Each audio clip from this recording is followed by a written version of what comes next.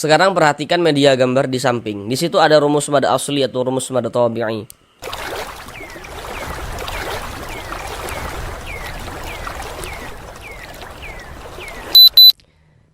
Assalamualaikum warahmatullahi wabarakatuh. Apakah Bapak dan Ibu, saudara semuanya masih belum lancar di dalam membaca Al-Quran, kemudian masih belum memahami ilmu tajwid, sehingganya ketika membaca Al-Quran tidak percaya diri? Mari belajar mengaji Al-Quran bersama kami.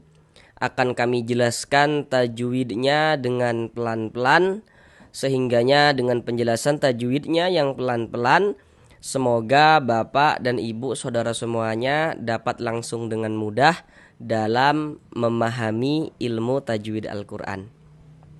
Karena dengan kita mempelajari ilmu tajwid, kemudian kita memahaminya, kemudian kita bisa menerapkan dengan sendirinya ketika membaca Al-Quran. Maka semoga yang belum lancar dalam membaca Al-Quran bisa segera lancar. Kemudian bagi yang sudah lancar namun belum memahami ilmu tajwid sehingga tidak percaya diri ketika membaca Al-Quran, maka dengan kita mempelajari ilmu tajwid tentunya akan memperbaiki bacaan Al-Quran kita, sehingganya kita bisa lebih percaya diri ketika membaca Al-Quran. Pada intinya, jika ingin lancar membaca Al-Quran, jika ingin baik bacaan Al-Qurannya, maka tentulah kita harus mempelajari ilmu tajwid Al-Quran. Selanjutnya, kami senantiasa mendoakan semoga Bapak dan Ibu, saudara semuanya senantiasa diberikan kesehatan oleh Allah Subhanahu wa Ta'ala. Semoga dipermudah segala urusan-urusannya, semoga dikabulkan segala hajat-hajatnya, dan semoga Bapak dan Ibu saudara semuanya senantiasa diberikan rezeki yang berlimpah ruah dan barokah, sehingganya dengan rezeki yang barokah tersebut bisa menjadi seorang ahli sedekah dan juga bisa beribadah umrah dan haji ke tanah suci Mekah. Amin. Amin ya rabbal alamin. Baiklah, mari kita mulai belajar mengaji Al-Qur'annya. Kita lanjutkan kembali belajar mengaji Al-Qur'an dengan penjelasan tajwidnya yang pelan-pelan. Sekarang kita masuk pada surah Ali Imran ayat yang ke-16. Marilah kita baca bersama-sama terlebih dahulu dengan pelan-pelan, baru setelah itu sama-sama kita jelaskan tajwidnya dengan pelan-pelan. Bismillahirrahmanirrahim. Alladzina yaquluna rabbana innana amanna faghfir lana dhunubana wa qina adzaban nar.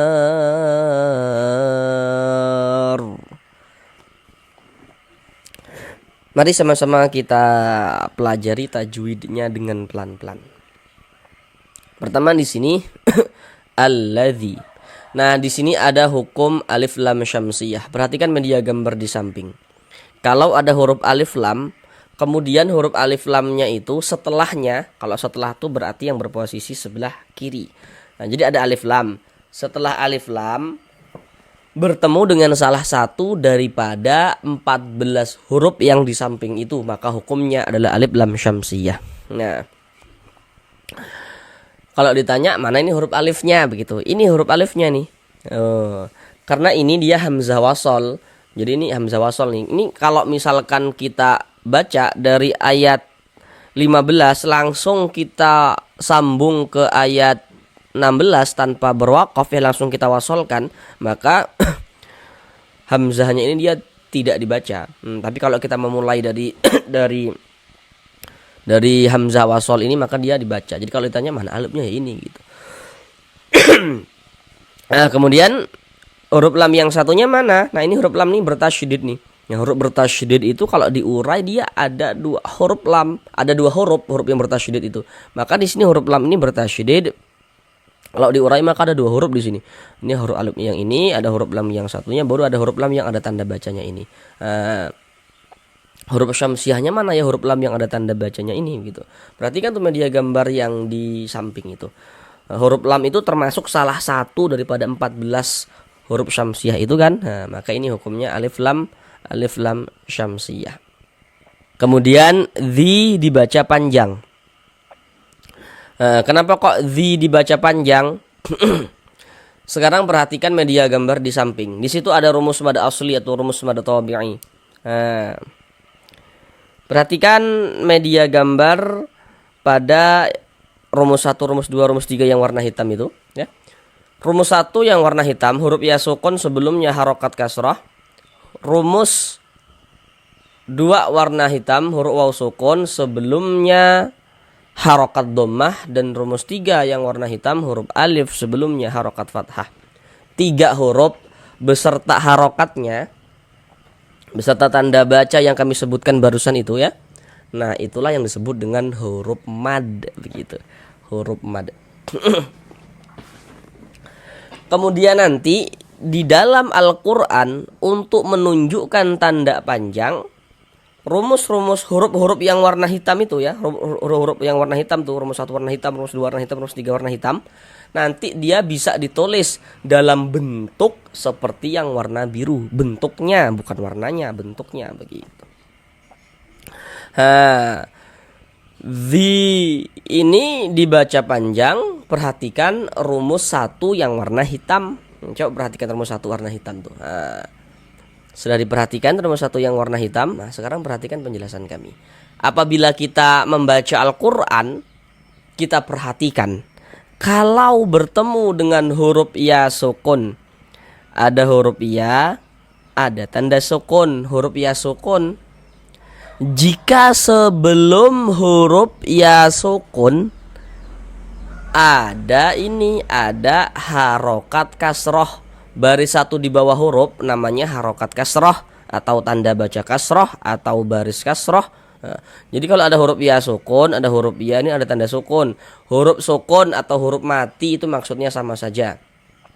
Ada huruf ya sukun, sebelumnya ada harokat kasroh, maka huruf yang memiliki harokat kasroh ini dibaca panjang. Sehingganya kita baca panjang. Mad tabi'i panjangnya 2 harokat. Sesuai dengan rumus 1 warna hitam. Alladzina yaqulu, ku dibaca panjang. Perhatikan rumus 2 yang warna hitam. Kenapa kok ku dibaca panjang? Jadi apabila kita membaca Al-Qur'an kemudian bertemu dengan huruf waw sukun, ada huruf waw, ada tanda sukun nih, huruf waw sukun atau huruf waw mati. Jika sebelum waw sukun, kalau sebelum tuh berarti yang berposisi sebelah kanan waw sukun ini, sebelah kanan kita. Nah, ini ada huruf waw sukun. Jika sebelum waw sukun di sini ada ini nih, ada tanda baca dhammah nih. Ini namanya tanda baca dhammah atau harokat dhammah. Ada waw sukun, sebelumnya ada harokat dhammah, maka huruf yang memiliki harokat dhammah tersebut dibaca panjang. Atau kalau masih bingung, ada waw sukun, ada huruf waw. Nah, ini tanda sukun tuh seperti ini nih, tanda sukun nih, tanda huruf mati. Ada huruf waw sukun atau huruf waw mati. Jika sebelah kanan waw sukun ada huruf yang memiliki harokat dhammah nih, maka huruf tersebut dibaca panjang begitu. Sehingga ku dibaca panjang. Mad tabi'i panjangnya 2 harokat. Ya qulu, lu dibaca panjang. Penjelasannya sama, masih di rumus 2 warna hitam. Kalau kita membaca Al-Qur'an bertemu dengan huruf waw sukun, ada huruf waw, ada tanda sukun nih. Jika sebelum waw sukun ada ini, ada harokat dhammah, ada tanda baca dhammah nih, maka huruf yang memiliki tanda baca dhammah ini dibaca panjang. Sehingga lu kita baca panjang, panjangnya 2 harokat. Yaquluna rabbana, huruf ra kalau dia memiliki tanda baca fathah nih, harokat fathah atau harokat dhammah, maka huruf ra kita baca tebal, kita baca tafkhim. Sehingga pangkalisan kita naik terangkat ke atas ketika kita mengucapkannya, kita tebalkan huruf ra-nya. Rabbana, Rabbana, Rabbana. Kemudian dibaca panjang. Ini namanya adalah mad jaiz munfasil, namun pada awalnya namanya adalah mad tabi'i. Nah, apa penyebabnya nih dari mad tabi'i kok bisa menjadi mad jaiz begitu kan? Sekarang perhatikan rumus 3 yang warna hitam. Kalau kita membaca Al-Qur'an apabila bertemu dengan huruf alif. Nah, ini huruf alif nih. Ini yang disambung dengan huruf nun, ini huruf alif.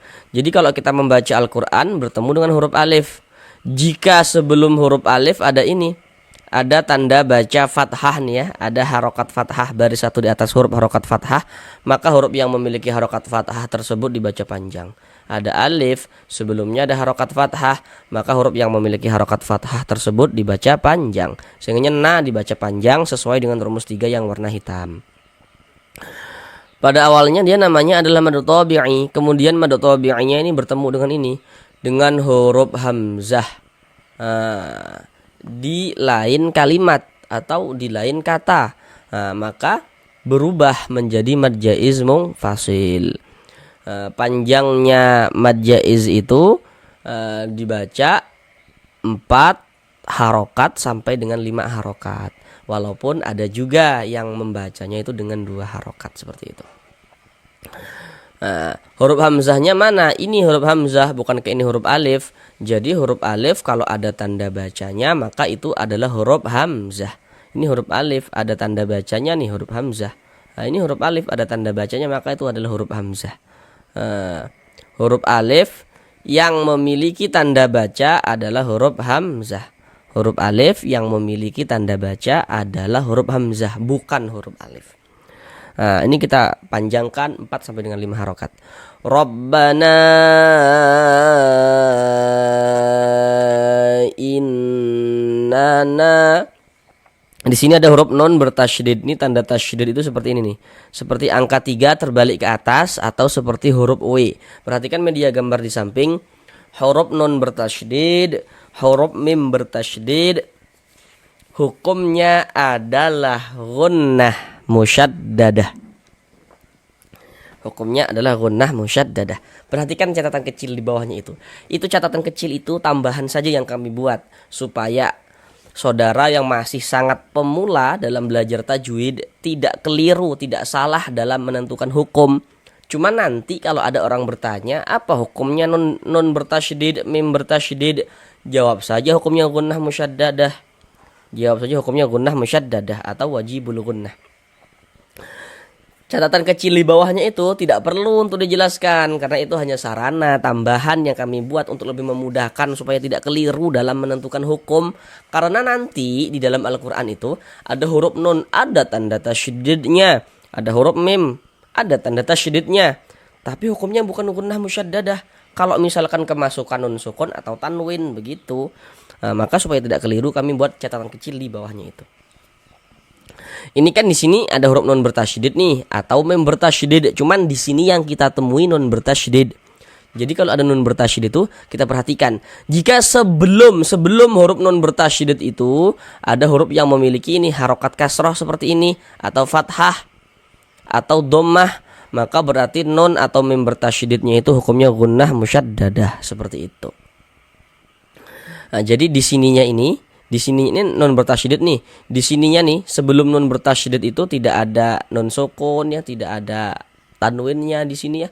Atau kalau mim bertasydid di sininya tidak ada huruf mim sukunnya begitu. Nah, begitu cara alternatif yang kedua. Namun menggunakan cara yang pertama tadi yang mudah, yang sesuai catatan pada gambar itu.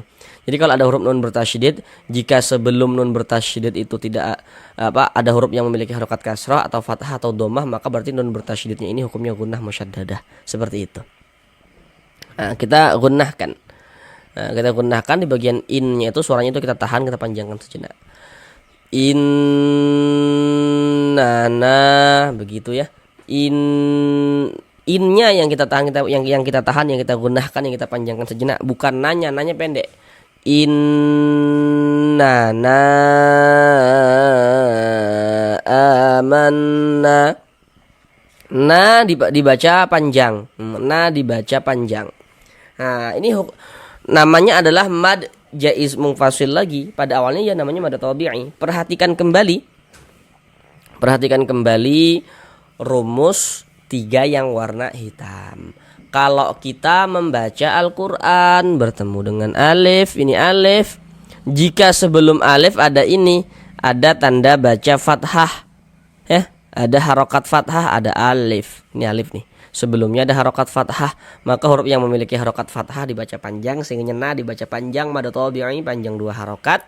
Kemudian mad tabi'inya bertemu dengan huruf hamzah di lain kalimat atau di lain kata, maka na ini yang pada awalnya mad tabi'i panjang 2 harokat, namun karena bertemu dengan huruf hamzah di lain kalimat ya atau di lain kata, maka berubah menjadi mad jaiz munfasil yang panjangnya itu berapa tadi? 4 sampai dengan 5 harokat. Innana amanna. A dibaca panjang. Nah, perhatikan rumus 3 yang warna biru. Nah, tadi sudah kami jelaskan ya, yang warna biru itu pada dasarnya kalau diurai ya dia yang warna hitam begitu. Jadi rumus 3 yang warna biru itu kalau kita urai ya dalam bentuk yang seperti rumus 3 warna hitam. Nah, A ini dibaca panjang, ini namanya adalah mad badal. Nah, jadi kalau kita membaca Al-Qur'an, bertemu dengan huruf, di atas huruf tersebut ada tanda alif kecil seperti ini atau harokat fathah berdiri. Harokat fathah atau tanda baca fathah itu dia bentuknya baris 1 miring di atas huruf seperti ini. Seperti ini. Tapi kalau tanda baca fathah itu bentuknya itu dia berdiri seperti ini, berbentuk alif kecil seperti ini. Nah, ini menandakan huruf kalau di atasnya ada tanda seperti ini dibaca panjang, sehingga A dibaca panjang. Namun ini namanya adalah mad badal, bukan mad tabi'i. Nah, jadi mad badal itu terjadi hanya pada huruf hamzah saja. Ada huruf hamzah, kemudian ada huruf mad sebelumnya hamzah begitu ya. Maka itu adalah mad badal. Mad badal terjadi hanya pada huruf hamzah saja. Nah, kenapa kok ini dinamakan mad badal? Karena ini ada huruf hamzah yang mendahului daripadanya huruf mad, atau huruf mad sebelumnya adalah hamzah seperti itu. Nah, coba perhatikan supaya tidak bingung ya. Perhatikan rumus 3 yang warna hitam. Nah, tadi kan sudah kami katakan rumus 3 yang warna biru itu pada dasarnya kalau kita urai adalah rumus 3 yang warna hitam. Nah, perhatikan rumus 3 warna hitam. Di rumus 3 warna hitam itu, di situ kan dapat kita lihat tuh ada alif. Sebelum alif ada baris 1 di atas huruf, ada harokat fathah tuh. Di bawah harokat fathah itu ada titik-titik dah. Nah, ada titik-titik dah. Nah, kalau mad badal itu di bawah harokat fathahnya itu adalah huruf hamzah begitu. Jadi ada alif. Rumus 3 warna hitam ada alif, sebelumnya ada harokat fathah, di bawah harokat fathah atau huruf yang memiliki harokat fathah itu adalah huruf hamzah. Nah, maka terjadilah mad badal seperti itu. Panjangnya adalah 2 harokat. Untuk lebih lengkapnya tentang pembahasan mad badal ini sudah kami buatkan khusus videonya. Silahkan dilihat di bagian playlist. Nah, di situ sudah kami jelaskan kenapa dikatakan badal, kemudian pembagian mad badal begitu. A dibaca panjangnya 2 harokat. Amanna. Di sini ada huruf nun bertasydid. Nah, untuk di sini media gambarnya tidak kami tampilkan lagi ya, karena tadi sudah detail kami jelaskan. Ini huruf nun, ini ada tanda tasydid nih. Nih. Maka ini hukumnya gunnah musyaddadah. Kita gunnahkan. Aman di bagian man-nya itu suaranya itu kita panjangkan saja nak. Manna begitu. Nah, baru di ini na kita baca panjang. Kenapa kok na dibaca panjang? Apa tanda panjangnya begitu? Harusnya di sini Bapak dan Ibu sudah tahu nih, saudara semuanya sudah tahu nih kenapa kok na dibaca panjang? Apa tanda panjangnya begitu? Perhatikan kembali rumus 3 warna hitam. Kalau kita membaca Al-Qur'an bertemu dengan huruf alif, ini huruf alif. Sebelum huruf alif ada ini nih, ada harokat fathah, ada tanda baca fathah, maka huruf yang memiliki tanda baca fathah dibaca panjang. Ini ada alif nih, sebelumnya ada tanda baca fathah. Kalau sebelum tadi apa? Yang berposisi sebelah kanan ada alif. Sebelah kanan alif, sebelah kanan kita di sini ada huruf yang memiliki tanda baca fathah, maka huruf tersebut dibaca panjang. Sehingga na dibaca panjang, mad tabi'i panjang 2 harokat. Amanna, faghfir lana. Kemudian di sini ada huruf ra sukun. Ya, kalau ada huruf ra sukun, jika sebelum ra sukun di sini nih ada ini, ada harokat kasroh, ada tanda baca kasroh. Huruf ra sukunnya ini kita baca tipis, kita baca tarkik, kita tipiskan faghfir. Sehingga pangkal lisan kita tidak naik terangkat ke atas, relax saja. Faghfir, seperti itu. Fir lana, na dibaca panjang. Perhatikan lagi rumus 3 warna hitam. Kalau membaca Al-Quran bertemu dengan alif, ini alif. Sebelum alif ada ini, ada tanda baca fathah, maka huruf yang memiliki tanda baca fathah dibaca panjang, sehingga na dibaca panjang. Mad tabi'i panjangnya 2 harokat sesuai rumus 3 warna hitam. Faghfir lana dzunubana, nu dibaca panjang. Nah, di sini pun harusnya saudara sudah tahu nih, karena tadi sudah kita jumpai di atas. Perhatikan rumus 2 yang warna hitam lagi. Kalau kita membaca Al-Quran bertemu waw sukun, ada huruf waw, ada tanda sukun. Sebelum waw sukun ada ini nih, ada harokat dhammah nih, maka huruf yang memiliki harokat dhammah ini kita baca panjang. Sehingga nu kita baca panjang, mad tabi'i panjang 2 harokat. Dzunubana, na dibaca panjang. Kembali ke rumus 3 warna hitam, karena di sini ada alif, sebelumnya ada harokat fathah, sehingga na dibaca panjang, mad tabi'i panjang 2 harokat. Bana waqina, na dibaca panjang lagi, masih di rumus 3 warna hitam, karena di sini ada alif, sebelumnya ada harokat fathah, sehingga huruf yang memiliki harokat fathah ini kita baca panjang, sehingga na kita panjangkan. Mad tabi'i panjang 2 harokat. Waqina adza, za dibaca panjang. Masih di rumus 3 yang warna hitam, karena di sini ada alif. Sebelum alif ada ini nih, ada harokat fathah, maka huruf yang memiliki harokat fathah, memiliki tanda baca fathah, kita baca panjang, sehingga za dibaca panjang. Mad tabi'i panjang 2 harokat. Adzaban nar. Kemudian di sini ada alif lam, setelahnya huruf nun. Nah, kalau di sini kita lebih mudah dalam memahaminya.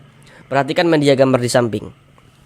Kalau ada huruf alif lam bertemu dengan salah satu daripada 14 huruf yang di samping itu, maka hukumnya adalah alif lam syamsiyah. Nah, ini ada huruf alif lam nih. Huruf alif lam letaknya jejer, setelahnya huruf nun. Huruf nun ini huruf syamsiyah, maka ini hukumnya alif lam ditambah huruf syamsiyah, maka hukumnya alif lam syamsiyah. Alif lam syamsiyah. Alif lam syamsiyah itu disebut juga dengan idgham syamsiyah, karena cara membacanya dibaca idgham. Jadi huruf lamnya ini di sini nggak ada tanda bacanya. Jadi cara membacanya dari ba langsung masuk ke huruf nun yang ada tanda bacanya ini, ke huruf syamsiyah yang ada tanda bacanya ini. Jadi kalau ada huruf alif lam letaknya jejer, huruf lamnya tidak ada tanda bacanya nih. Maka itu alif lam syamsiyah tuh. Ini alif lam letaknya jejer, huruf lamnya nggak ada tanda bacanya. Nah, berarti ini alif lam syamsiyah begitu. Benar. Huruf nun bertasydid, tadi sudah kami jelaskan ya. Di sini media gambarnya tidak kami tampilkan lagi supaya kita langsung latihan tanpa media gambar begitu. Karena tadi sudah detail kami jelaskan di atas. Hukumnya gunnah musyaddadah. Nah, di bagian ban itu suaranya itu kita tahan, kita panjang saja, kita gunnahkan. Banar. Naro dibaca panjang. Ini namanya adalah mad arid li sukun. Namun pada awalnya namanya adalah mad tabi'i. Kenapa kok bisa berubah menjadi mad arid li sukun? Apa penyebabnya begitu? Perhatikan lagi rumus 3 yang warna hitam. Kalau kita membaca Al-Quran bertemu dengan alif. Nah, ini alif nih. Sebelum alif ada tanda baca fathah, maka huruf yang memiliki tanda baca fathah kita baca panjang, sehingga na kita baca panjang. Na mad tabi'i pada awalnya. Kemudian na ditambah huruf yang kita sukunkan, na ditambah huruf yang kita sukunkan. Di sini yang kita temui adalah huruf ro. Nar. Mad tabi'inya bertemu dengan huruf yang kita sukunkan, nar. Berubah nama menjadi mad arid li sukun. Panjangnya mad arid li sukun itu boleh 2 harokat, boleh 4 harokat, boleh juga 6 harokat. Yang terpenting konsisten dalam sekali bacaan. Maksudnya konsisten itu kalau kita membaca Al-Quran, kalau di atas mad arid li sukun kita baca 2 harokat, maka sampai ke bawah semua mad arid li sukun yang kita temui kita baca 2 harokat. Kalau di atas mad arid li sukun kita baca 4 harokat, sampai ke bawah semua mad arid li sukun yang kita temui kita baca 4 harokat pada saat kita membaca Al-Quran tersebut. Nah begitu ya. Huruf yang kita sukunkan adalah huruf ro. Ini kalau kita berwakaf berhenti di huruf ro kita baca nar. Jangan dibaca nari, jangan. Huruf ro-nya kita sukunkan, kita matikan. Mengapa begitu? Jadi kalau kita membaca Al-Quran ya, kalau kita mengaji Al-Quran, kemudian kita tuh berwakaf, berhenti kita tepat di huruf yang tidak dibaca panjang, maka hurufnya itu kita sukunkan, kita matikan begitu. Ini kita membaca Al-Quran, berhenti kita, berwakaf kita, tepat di huruf ro. Huruf ro tidak dibaca panjang. Tadi apa kami katakan? Kalau berwakaf di huruf yang tidak dibaca panjang, maka hurufnya itu kita sukunkan, kita matikan. Nah, ini dikarenakan huruf ro tidak dibaca panjang, kita sukunkan, kita matikan, sehingga kita baca nar begitu. Kemudian huruf ro ini kan dia sukun kedudukannya nih, sukun atau mati. Sukun sebab kita sukunkan atau mati sebab kita matikan begitu. Maka kalau ada huruf ro sukun, jika sebelum ro sukun di sini nih ada tanda baca fathah di kayak gini nih, atau dhammah, cuman di sini yang kita temui fathah nih, maka huruf ro sukun yang sebelumnya tanda baca fathah nih, harokat fathah, maka huruf ro sukunnya kita baca tafkhim, kita baca tebal, sehingga pangkal lisan kita naik terangkat ke atas ketika kita mengucapkannya. Nar. Kemudian di sini ada tanda wakaf, namanya bentuknya tuh jim seperti ini, namanya wakaf jaiz. Nah, jadi kalau menemukan wakaf jaiz ini, kita sebagai pembaca boleh berwakaf, boleh juga diwasolkan. Nah, jadi mau diwakafkan di sini, berwakaf di sini silahkan. Mau tidak berwakaf di sini ya tidak berhenti di sini. Kita wasolkan saja, kita sambung bacanya ya, kita teruskan bacanya, tidak berhenti di sini juga tidak apa-apa begitu. Jadi kalau menemukan wakaf jaiz ini ya, maknanya itu kita boleh berwakaf, boleh juga diwasolkan begitu. Mari kita ulang bersama-sama sekali lagi dari awal. Alladzina yaquluna rabbana innana amanna faghfir lana dhunubana wa qina adzaban nar. Sampai di sini belajar mengaji Al-Qur'annya. Untuk para guru ngaji lainnya yang juga mungkin melihat video pembelajaran kami ini, jika ada hal-hal yang kami sampaikan kurang pas atau ingin menyempurnakan penjelasan yang kami sampaikan misalnya, karena ada yang kurang pas misalnya begitu ya, tulis saja pada kolom komentar di bawah supaya dapat langsung bisa dibaca dengan yang belajar seperti itu. Mari sama-sama kita bantu saudara-saudara kita yang belum lancar membaca Al-Qur'annya agar bisa segera lancar ya, agar bisa dapat memahami ilmu tajwid Al-Qur'an dengan mudah. Terima kasih. Assalamualaikum warahmatullahi wabarakatuh.